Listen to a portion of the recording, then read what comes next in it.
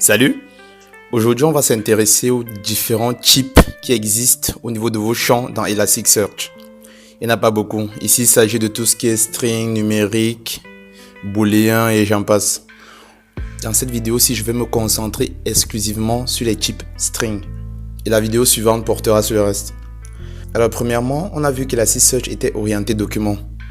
Ensuite, on a vu comment indexer un document via l'API REST d'Elasticsearch.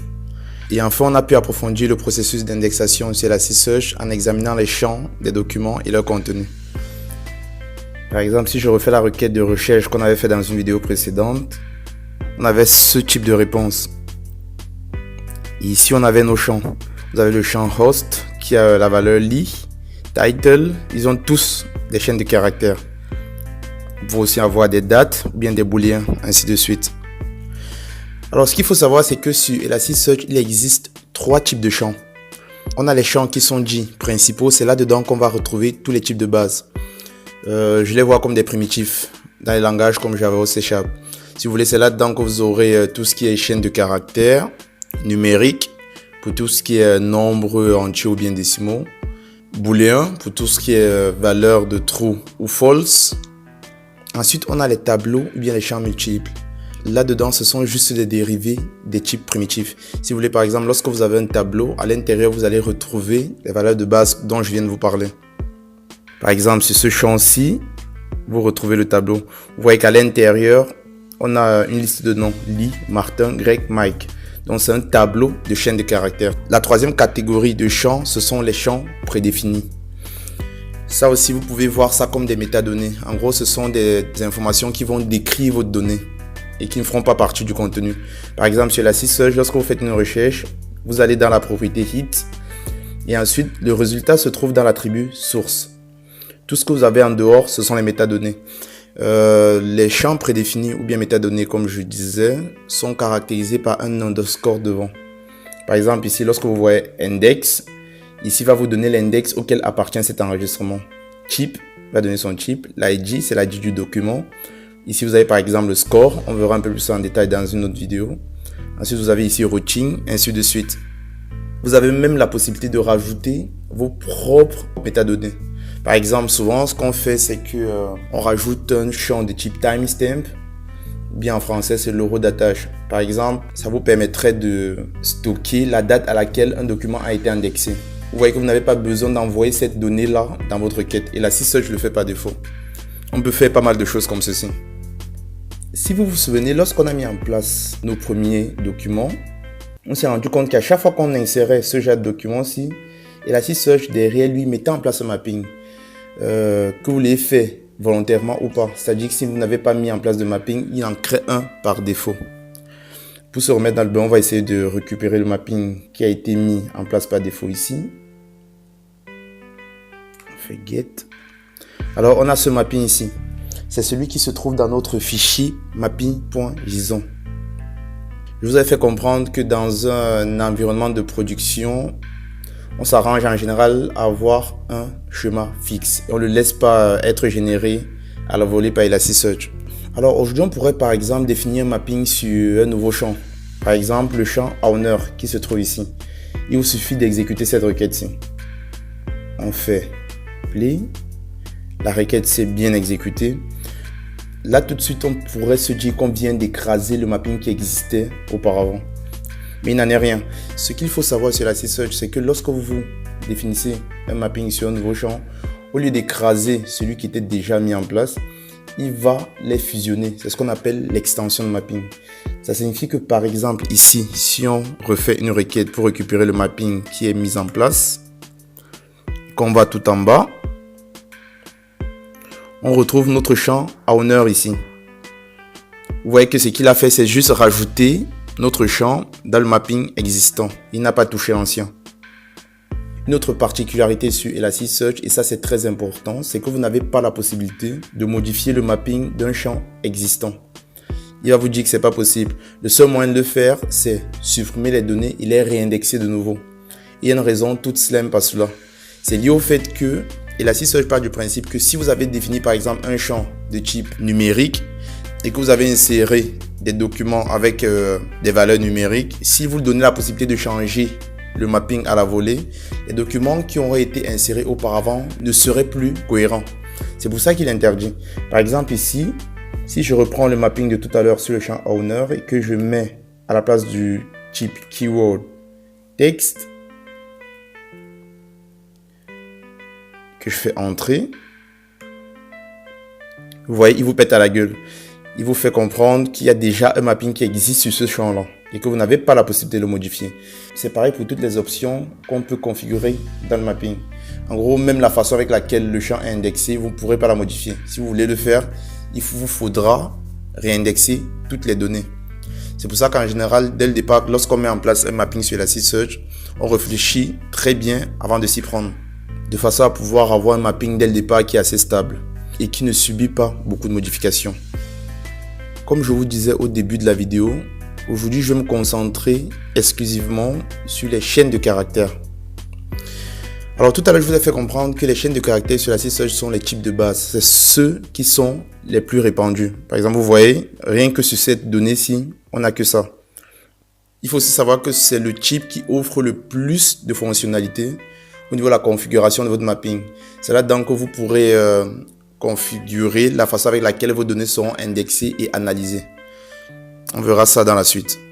Alors dans un premier temps, on peut déjà commencer par définir ce que c'est que l'analyse, qui est un concept assez important sur Elasticsearch. Je reviendrai d'ailleurs un peu plus en détail sur ce concept-là dans les prochaines vidéos de formation. Alors l'analyse peut être définie comme le fait de parser un texte pour le transformer et le décomposer en plusieurs éléments, permettant d'effectuer des recherches pertinentes sur vos résultats, sur vos documents. Vous trouverez plus de détails sur ce concept dans le chapitre 5 du livre. Ce qu'on peut faire aujourd'hui, c'est par exemple voir un bref aperçu de ce que c'est que l'analyse lorsque c'est appliqué au type chaîne de caractères. Bon, imaginons par exemple qu'on veuille indexer ce document-ci avec deux champs, le champ name et le champ date. Dans name, j'ai late night with Elasticsearch et ici en dessous, j'ai la date. Je fais entrer. J'ai ce résultat, ça signifie que l'indexation s'est bien passée. On va imaginer qu'on essaye de faire une recherche sur le mot-clé late. Ici en dessous, on obtient cette query ici. Vous remarquerez que, à la différence de notre document au-dessus, late ici est écrit avec une lettre minuscule L. Et ici, on a un L majuscule. Donc logiquement, Elasticsearch ne devrait pas être capable de récupérer notre document. On fait entrer. On a ce résultat-ci. Vous voyez qu'Elasticsearch a bien été capable de récupérer notre document. Alors comment ça se fait? C'est là qu'intervient le processus d'analyse dont je vous ai parlé. On distingue deux phases globales. Une première phase de transformation, c'est là par exemple qui va transformer tous les mots d'une phrase en minuscules. Et ensuite derrière, une phase dans laquelle il va décomposer notre phrase en plusieurs mots qui seront stockés de façon individuelle. On obtient ce schéma-ci. Alors sur Elasticsearch, le processus d'analyse intervient à deux reprises. C'est-à-dire on a un processus d'analyse durant l'indexation de votre document et ensuite on a un processus d'analyse lors de votre requête. Et c'est surtout l'analyse lors de vos requêtes qu'il faudra vous garder en tête. Je reviendrai dessus par la suite. Alors par exemple, lorsque vous indexez ce document-ci, le document tout à l'heure avec deux attributs name et date, on va se concentrer sur le champ name, vu que c'est celui sur lequel on est en train de faire notre recherche. Ce que Elasticsearch va faire, c'est qu'il va prendre cette chaîne de caractères-ci. Au lieu de la stocker telle qu'elle, il va mettre en place son processus d'analyse. Comme je vous disais, il va transformer tous ces champs-ci en minuscules. Et 2, il va diviser toute cette chaîne de caractères en plusieurs caractères, c'est-à-dire séparés par des espaces. Du coup, au lieu d'avoir une seule chaîne de caractères, on se retrouve avec 4 tokens, 4 mots. Les mots late, night, with, Elasticsearch. Vous voyez que tous ces mots-là sont en minuscules. Donc, lorsque vous allez indexer cette phrase-ci, ce qui sera stocké, ce sont les 4 mots qui en résulteront. Et pareil, au niveau de votre query, il va faire la même chose. Il va regarder la phrase qui est dans l'attribut query et il va mettre en place le processus d'analyse. Comme je vous disais, dans un premier temps, il transforme en minuscule. Late est déjà en minuscule, donc il n'y a rien à faire. Et la deuxième étape, c'est diviser la phrase qui se trouve ici en plusieurs mots. Ici, il y a un seul mot, donc c'est pareil, il n'y a rien. Du coup, il va essayer de faire la correspondance entre le mot qu'il a dans la requête et les 4 mots qu'il aura de ce côté-ci. Et c'est pour ça qu'il est capable de faire la correspondance. Pourquoi? Parce que quand il prend son late en minuscule qu'il y a dans la query, il le fait correspondre avec ce late ici. Du coup, il arrive à dire que le document ci correspond à la recherche. C'est comme ça que ça fonctionne. Typiquement, là, je viens vous présenter, par exemple, l'analyseur de base. C'est l'analyseur par défaut. En gros, au niveau de la transformation, tout ce qu'il fait, c'est une transformation minuscule. Et au niveau de la décomposition, c'est la décomposition à plusieurs caractères. On peut utiliser l'analyse pour faire pas mal de choses. Moi, en général, j'ai eu à faire ça, par exemple, lorsque je voulais mettre en place des recherches qui tiennent compte des synonymes. Je voulais, par exemple, que mon système soit capable d'identifier une requête où on recherche le mot-clé vélo et se rendre compte qu'il doit renvoyer les mêmes résultats si l'utilisateur avait plutôt fait la recherche avec le mot-clé bicyclette. Je vous ai dit, on aura une vidéo où on ne fera que ça parce que c'est assez vaste et c'est très important. Je ne le dirai jamais assez. Alors là, je viens vous montrer un bref aperçu du processus d'analyse.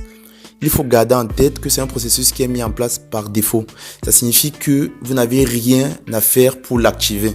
Par contre, on peut avoir besoin de le désactiver. Par exemple, si vous vous retrouvez en train de faire des recherches sur le mot-clé Big Data, il peut être intéressant de faire en sorte que l'Elasticsearch ne cherche pas en désordre comme il vient de faire, c'est-à-dire chercher tous les documents où il va trouver Big, où il va trouver Data. Très souvent, pour vous, un document qui correspond à vos critères, ce serait un document où il y a le mot-clé Big et Data, c'est-à-dire tel quel. Là, il sera donc question d'indexer le document tel quel sans rien modifier. Pour faire ça sur Elasticsearch, il vous suffit, lors de votre mapping, de rajouter l'attribut index et d'y apposer un booléen true ou false. Bon, il y a quand même une remarque que je peux vous faire, c'est que depuis les dernières versions d'Elasticsearch, maintenant, au niveau des chaînes de caractères, il y a un comportement par défaut au niveau de l'analyse. Par exemple, lorsque vous mettez un type texte, texte veut dire qu'on a la possibilité d'avoir plusieurs mots, c'est-à-dire comme ceci, dans l'attribut.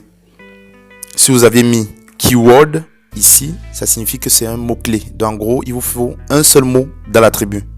Ce que je voulais dire, c'est que lorsqu'on a un type texte, Elasticsearch active l'analyse par défaut parce qu'il se dit que en temps normal, il y aura plusieurs mots dans cet attribut-là. Donc, très souvent, on a besoin d'analyser. Ce sera à vous de le désactiver.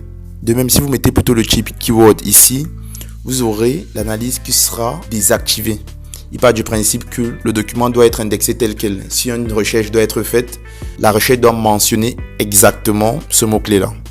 Alors, ce qu'on va faire déjà, c'est modifier notre mapping de façon à désactiver l'analyse pour voir ce qui se passe. On va repartir sur notre fichier mapping.json. On va sur l'attribut name. Et ensuite, ici, on rajoute le champ index. Et là, on met false. Je vous ai dit, lorsque c'est un texte par défaut, c'est true. Lorsque c'est un keyword, par défaut, c'est false. On rajoute ça.